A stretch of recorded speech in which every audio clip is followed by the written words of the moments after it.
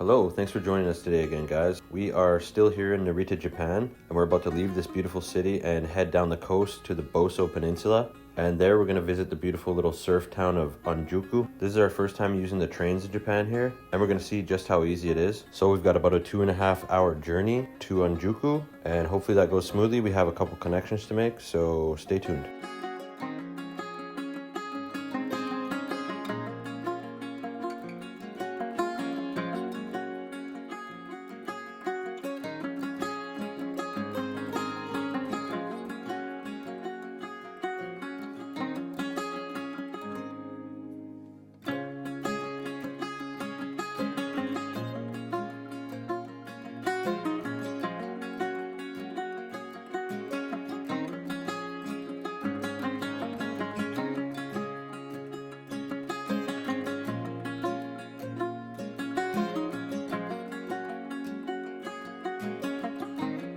Well, all in all, our first train ride in Japan went really smoothly. We had a couple connections that went without a hitch, and now we've arrived in the beautiful town of Onjuku.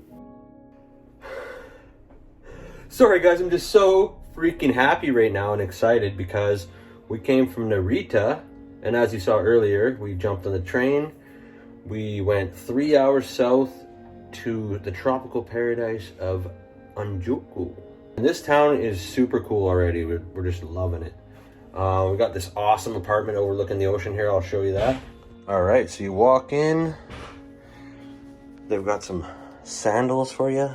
Some really old school sandals. These are like Japanese style sandals. Actually, they look kind of comfy. They won't fit me though. Size 12. Nice queen size bed. Look at the views. Beautiful views of the mountains. Look at that. Wow. Freaking nice. It's a nice little town. Lovely little beach town. Surfing is the order of the day around here. We saw a bunch of surf shops as we walked by. We got a little bathroom here, laundry, tub, shower, whatnot. It's like I think it's like a handicap tub or something. I don't know. Anyways, or maybe that's just how tubs are here. There's your bidet.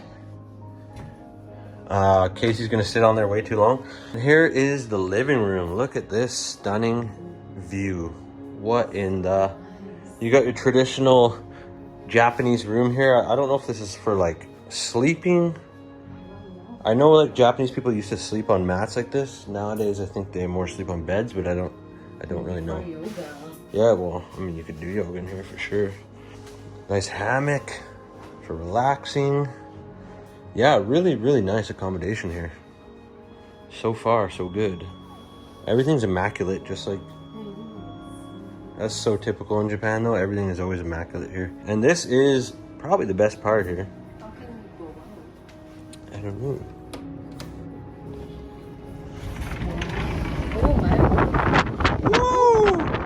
Woo! She's a windy bugger out there. It looks a lot like California around here. And it's super hot and humid. It's tropical down here, so a little bit better than... Hey, is that a pool? I don't think it's ours. No? Okay. Darn it. Oh well, we're gonna go swimming in the ocean. That looks like a water park over there or something, eh? Interesting. River, you got a river going through. We're gonna do some exploring along the coastline. Check out some of these rugged beaches. I will put the link in the description if you guys want to rent this place. She left us these little snacks, so I wonder what they are. Yeah, stay tuned. All right, so we're just walking uptown here, trying to find a grocery store. Let's give you a little taste of this beautiful beach town of Onjuku in the prefecture of Chiba. Japan does not have states or provinces. They go by prefectures. And we are in the Boso Peninsula. So it's a peninsula that's just south of Tokyo. And like I said, we did come 3 hours. And that's why you've got tropical climate now. I mean, Tokyo was warm enough. It was nice and it's subtropical there, but this is more like tropical. There's tons of palm trees and everything around.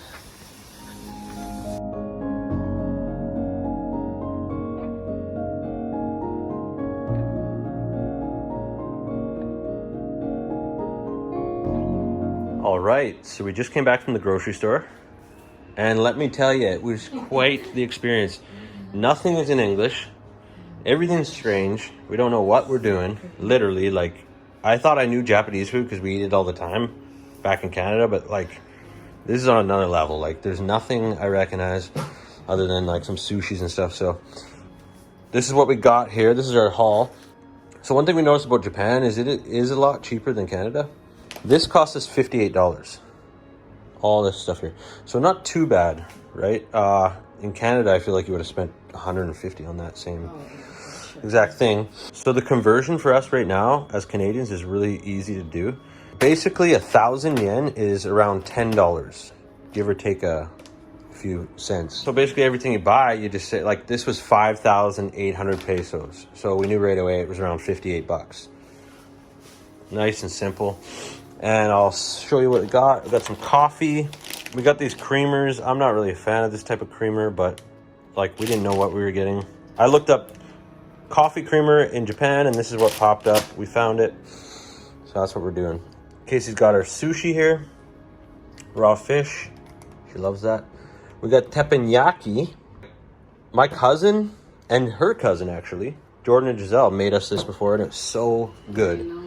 And so when we saw that, we were like, let's do it. Yes. Here is some, we think these are yam chips. Well, let's open. Yeah, let's try it. Aww. All right, not yam chips. We got crackers. Darn. And we don't even like crackers. Damn it. Sure. Oh, they're like those digestive crackers. Kind of good. But we got these little dried fishes here, these fried fishes. So it says 278. That basically means it's around 278. We got these pickled veggies. These are really good. You get them in like Korean food restaurants when you go to eat Korean food and stuff like that. Here's my sushi. Not quite even sure what it is. We got the sweet wine here. 1907. Akadama.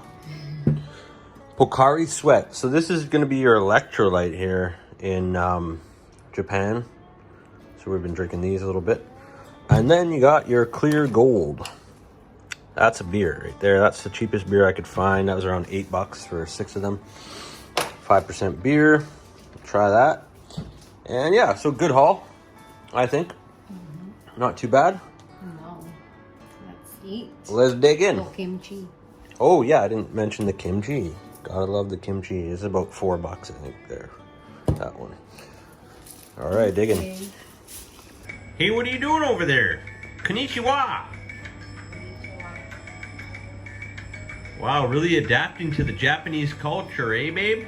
Yes, come join me. Where's my tea? I would, but my back will probably ache in no time. I appreciate it though, you know?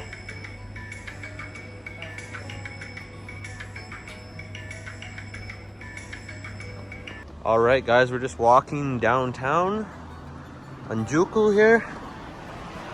As you can see, there's some kind of cool little shops and restaurants.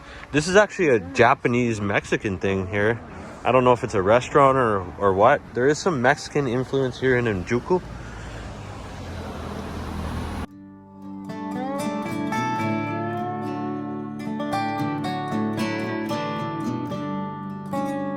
You're next in it. All right, guys, the weather's been really terrible all day. The wind is killing us here. I had to go buy a sweater because I left my Carhartt hoodie on the bus. And it's about 1 p.m. We've been sitting inside all day. So I went and bought a sweater. And now we're gonna head down to the beach for the first time. As you can see, this is the Shimuzu River. Shimuzu River. Got a big water park there. That's shut down for the winter, obviously. So it is a very windy spot. You have the wide open Pacific Ocean there, you know, stretching for thousands of miles until you get to like the coast of California. And so the fact that it's really windy makes it an excellent surf spot. There was hundreds of surfers out there today. We could just see them from a balcony, just living it up. And literally at like 6 a.m., the parking lot was filled out there. And there was a whole bunch of surfers. Amigo Onjuku. See, there you go. Another Mexican homage right there. Here we have the Onjuku sign. Probably the most famous one. Actually, there's a camel statue back there that's really famous. We'll go to in a sec. So you've got a massive beach here with dunes and everything.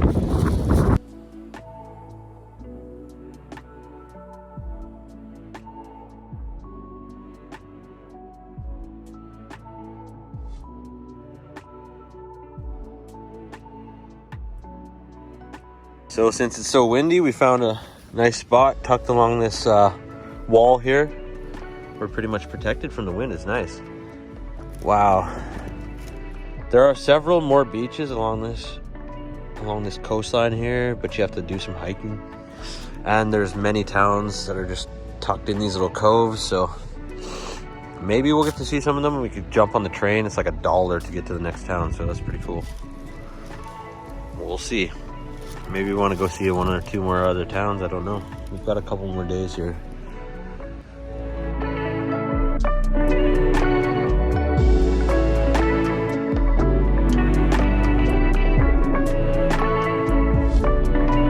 So I did talk a lot during these clips, but the wind was so bad, so I'll do my best to fill you in here. So this bridge takes you across the river over to the beach, and down in the water there's a ton of giant carp and even some koi mixed in there, I believe. They just kind of hang around in this area waiting for someone to feed them. And these little kids were tossing some bread in there. They were nice enough to give us a piece.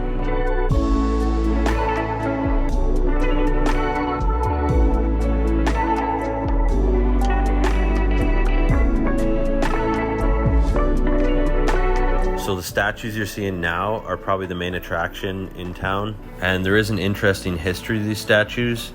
And it goes back over 100 years to when the musician Suguro Sasaki wrote the song Suki no Sabaku, which translates directly to Moon Desert. And as it goes, the sand dunes in the area inspired him to write this song. And that honestly left me with more questions than answers. And I scoured the internet trying to find a little bit of information, but I just couldn't find any.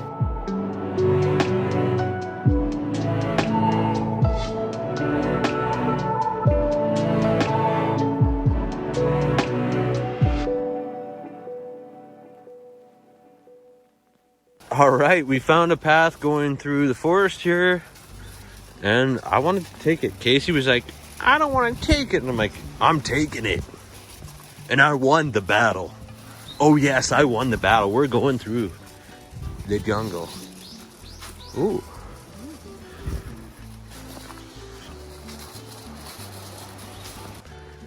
All right, we got multiple directions. Okay. Sounds good. I don't know, they're keeping track of the trees and somehow it's some kind of conservation effort, I'm sure. Beautiful though. Shortly into our hike, we came across this little guy, which after a little research, I realized was the Chinese muntjac. It's basically a miniature deer that are an invasive species from China. And they were released from a zoo in Chiba after a typhoon, and their numbers exploded after that. The Japanese government tried to exterminate them, but was unsuccessful. Wow, this is beautiful back here. You've got these are basically like golden rod. So in Canada, we have golden rod, it's called. These are actually called Suzuki, and they are basically the same thing as a goldenrod, and they're everywhere in Japan. It's one of the most famous flowers that exist in Japan. Here, I'll go first. Don't worry. There is a couple vipers here that we gotta be careful of. Oh, what viper? It's a venomous snake. Like a rattlesnake is a viper. I'll go first. I'm going first. We gotta walk through the jungles of Japan.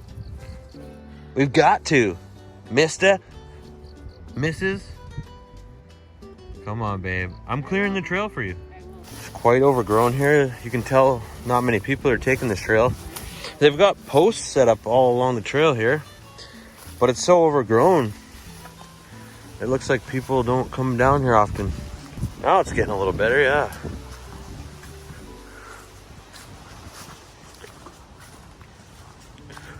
This is how you spot wildlife, guys. You gotta go off the beaten path a little bit. All right, we're rolling up on another section of the beach here.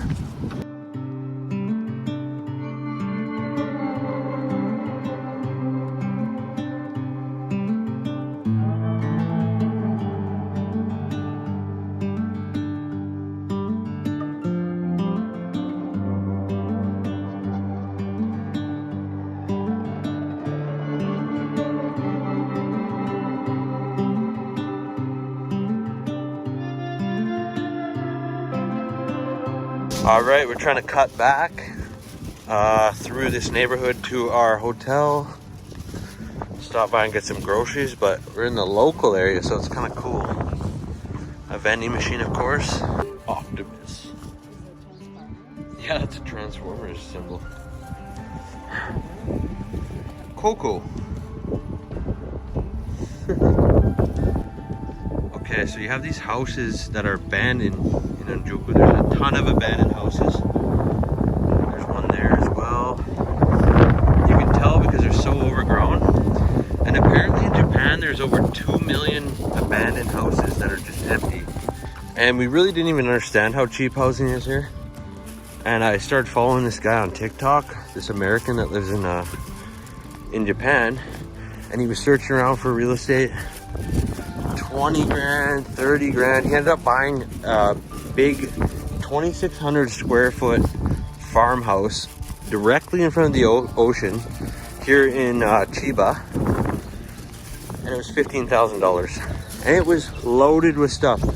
Collector's items, like the stuff he had inside that house, he would have sold for $15,000 easily.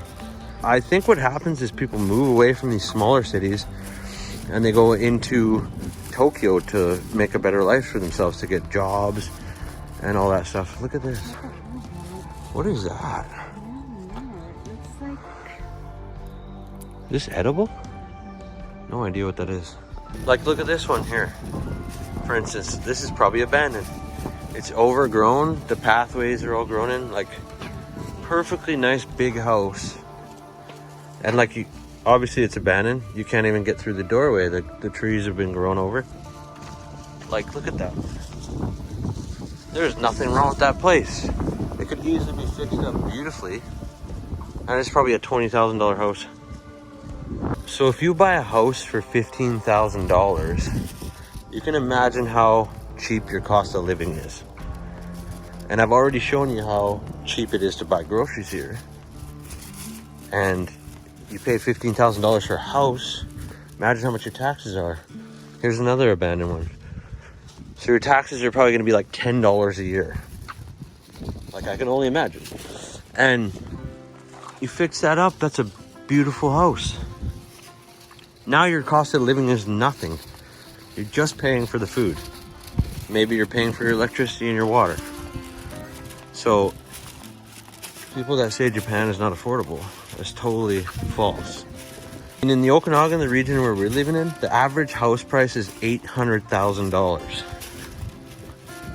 Imagine that. This one too looks abandoned. And you're like steps from the beach. The beach is right there. So, I mean, Chiba is a super affordable place. Here's another abandoned one. Look how cool this one looks. Imagine buying that house. Amazing. Look at the front doors grown over. No one's been in there for years. It's just mind-boggling. But yeah, imagine paying 15 grand for your house and you're right next to the beach. If you're a surfer dude, a beach bum, it's perfect.